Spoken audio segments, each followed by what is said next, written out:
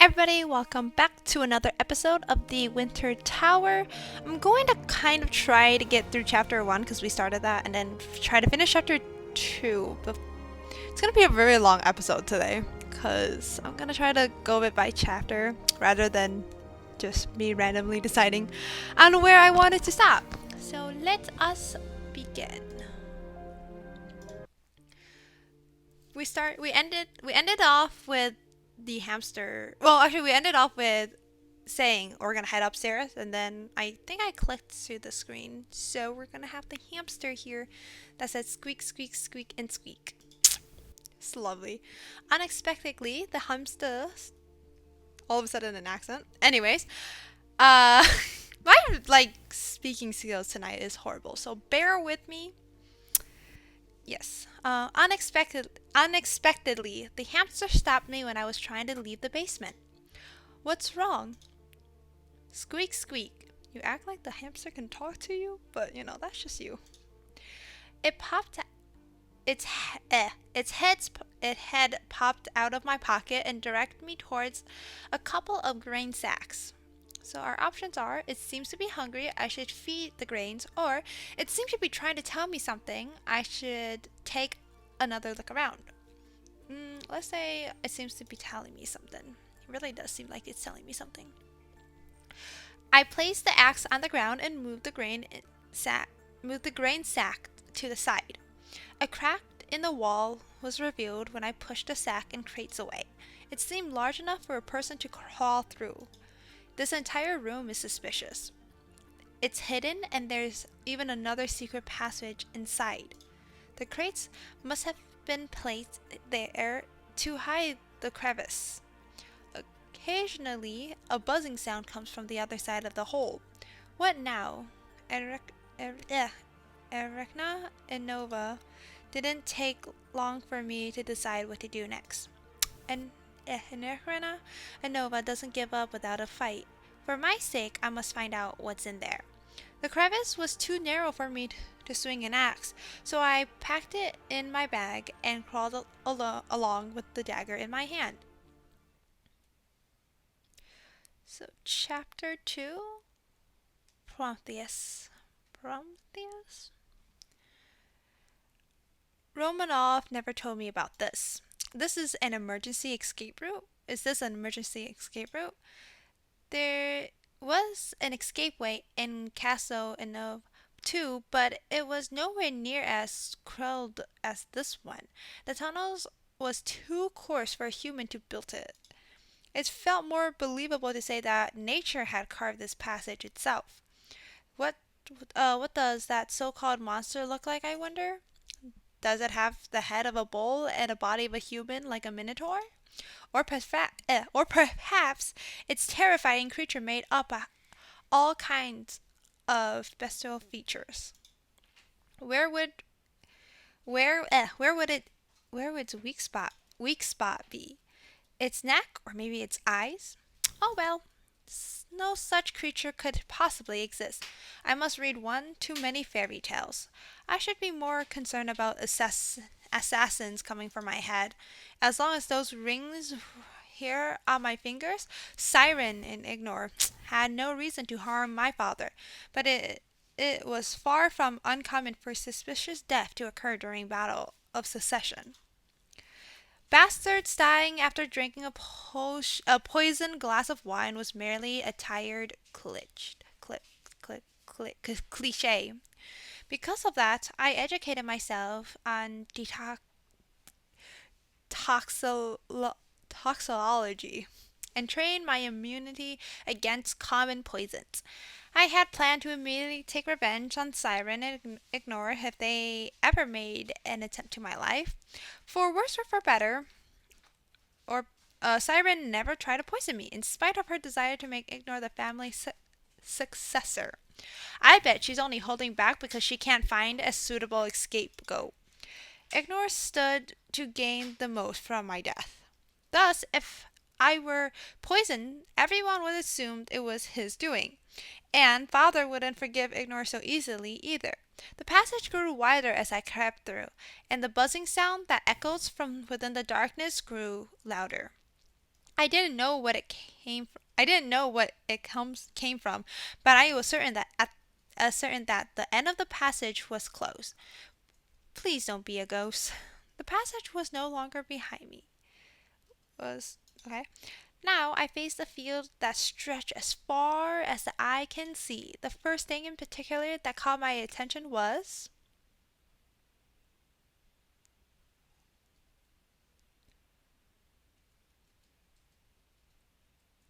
oh.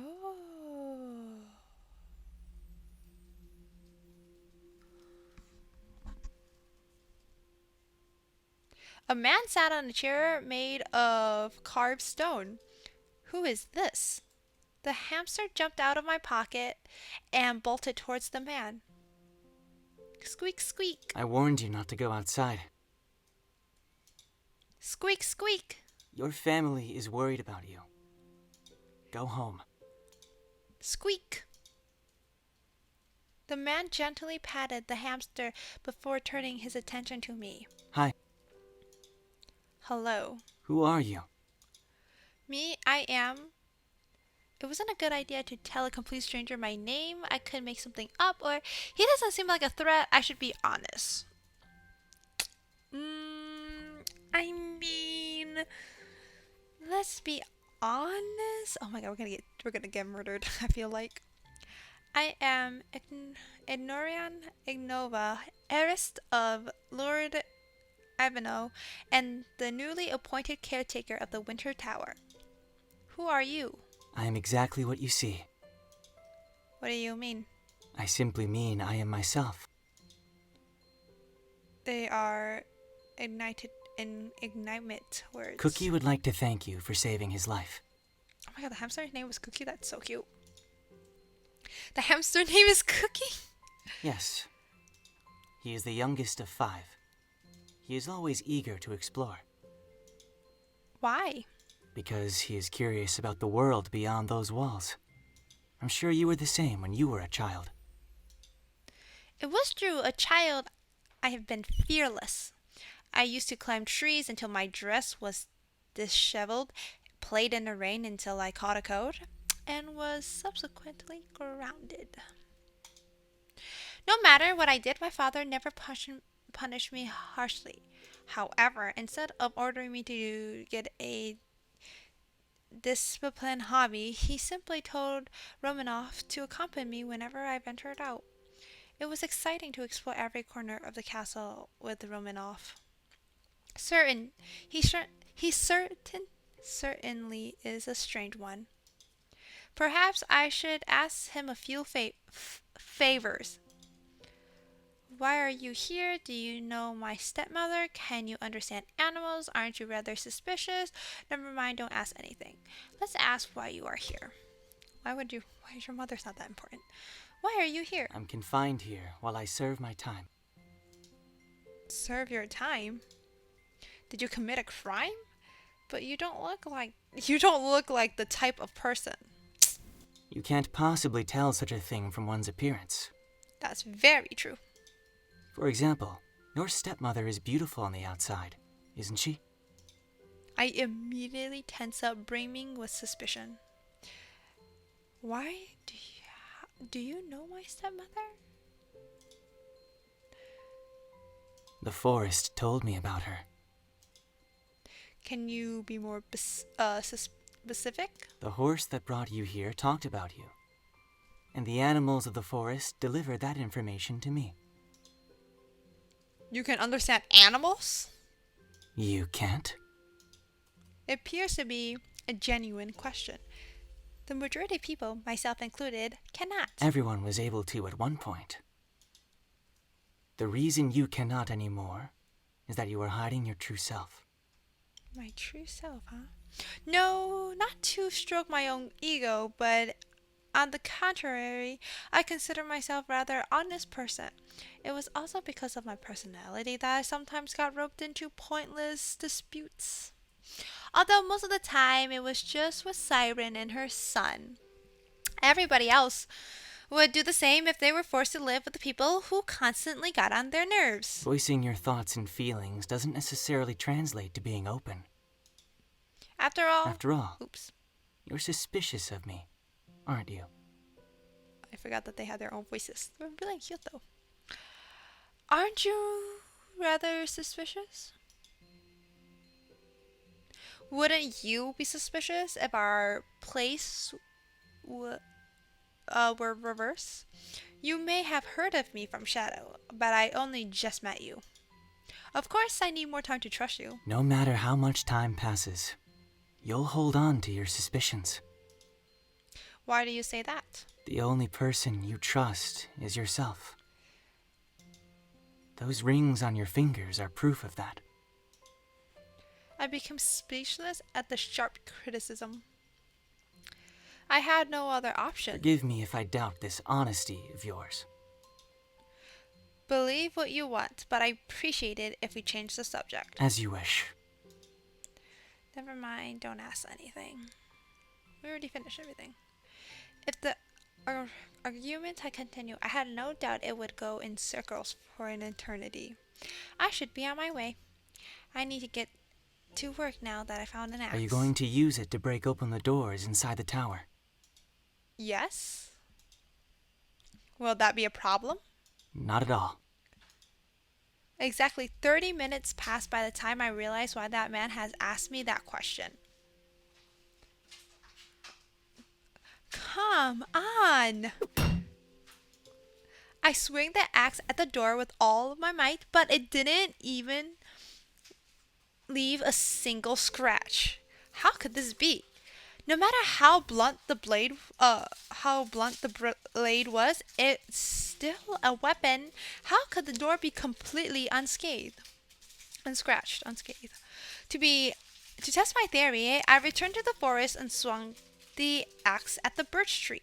The results were the same. As the blade was about to hit the bark, it was like there was an invisible wall blocking its path, almost as if the wood repelled the blade. Are you going to use it to break open the doors inside the tower? He already knew these doors wouldn't break, didn't he? He made a fool of me. At this rate, it would be impossible to complete my coming of age ceremony at the Winter Tower. The reason the tower has been neglected was now clear. What was the point in maintaining if the door didn't open in the first place? I couldn't believe something so fairy tale like was taking place before my very eyes.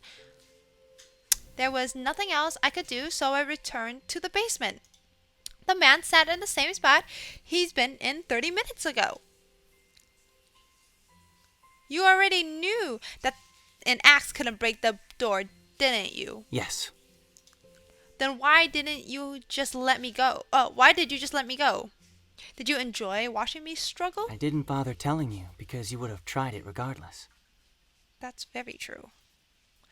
It's true that I do as I like, but I'm not a stubborn person as to completely discard others' advice. Even if I'd warned you, you would have attempted to knock the doors down regardless. Am I wrong? I wouldn't have kept at it for half an hour at least. It was frustrating, but he was right. I should accept his criticism, or how dare you haste my time and energy. I should teach him a lesson. Well, girl, let me tell you something. You should accept his criticism because it was your fault. You should have listened. Or I guess he can just read your mind, or whatever the issue is. My hands were still sore from holding the axe for so long. Arguing seemed like a waste of time, so I accepted his criticism. Fine, I lose. You're right. So is there any other way to open those unbreakable doors? There is. What is it? Me. He assumed I didn't comprehend his reply and added an explanation. I'm the only one who can open them, because I was the one who sealed them. Why did you seal the door? I nearly snapped the moment he revealed he was behind all of this trouble. However, I pulled myself together. If he told the truth, I would need his help. All of this trouble over a few doors. Well then, if you could come help me open these doors? No. I must touch the doors to open them, but I cannot leave this area. What? You said you were the one who shut them, but you won't go near them. What kind of nonsense is that? Is this? On second thought, the man haven't moved a single step from that one spot. Perhaps he had difficulties moving around due to an injury similar to my father? Recalling how I was about to force a sick person to move around made my heart uneasy. As I searched for my voice, the man shifted to reposition himself on the chair. You look fine to me. Why do you say you can't leave this place? What were you sentenced to? That I cannot tell you. It isn't a big deal to walk through one little passage, is it? Do you wish to watch me freeze to death in the frosty outdoors? Are you positive? There's a town near the forest. I believe you'd be far more comfortable there. Is there any particular reason for you to stay in this tower? There is actually. I must complete my 1 year long coming of age ceremony here. The man remained silent for a while. Finally, he opened his mouth to respond. Must you open them? No matter what? Yes. He slowly stood from his chair and walked closer at an even slower pace. I haven't noticed it from a distance, but up close he was as pale as a ghost. It was as if he had never seen sunlight in his entire life. He spoke softly but clearly, as though reciting a prayer. If I enter, I won't be able to lift a finger. Despite that, if you truly wish to stay at the Winter Tower, I will help you. In In exchange, Oops. He paused before will continuing. you promise to look after me and never betray me? Dang, this guy seems like been through a dark future. Promise or don't promise? Let's promise. He doesn't seem like a bad person. Just quite critical. It almost sounds like a wedding bell. I swear it. I don't know what you're so worried about, but I will become, Lord and Nova soon. Taking care of people would not be a problem whatsoever of a person. Then my name is Alexis Yevgenyk Strelnikov. Alexis? Holy moly, it's a very feminine name, I feel. As I said earlier, I'm Ignorant Ignova, but you can call me Kate. Kate. If we're done here, let's move. I'm starving after all that chopping. And that will be where we end it for chapter 2. Since chapter 3 is right here. What is this first thing? We'll see. Okay, cool. We'll save this and we'll come back next time for the third episode, which is the third chapter, which is the elves, apparently. Thanks everybody for watching, and bye bye.